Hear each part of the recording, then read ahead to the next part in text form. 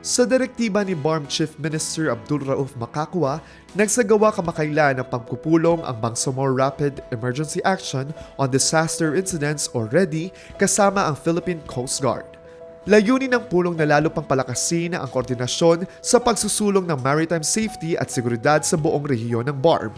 Tinalakay rin ng dalawang panig ang mga hakbang upang mas maging epektibo ang pagtugon sa anumang maritime incidents at masiguro ang kaligtasan ng mga mamamayan.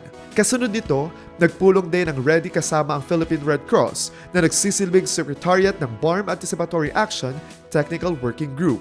Kumonsulta ang PRC kaugnay ng DRRA project o Anticipatory Disaster Risk Reduction and Resilience Action ng BARM READY, kung saan mas naging malinaw ang pagkakaayon ng mga estratehiya sa mga pre-disaster actions na idinisenyo upang maiwasan o mabawasan ang epekto ng mga hazard bago pa man ito mangyari.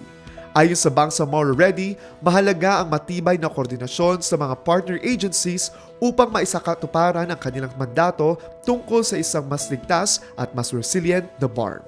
Marcus Uy, iMinds Philippines.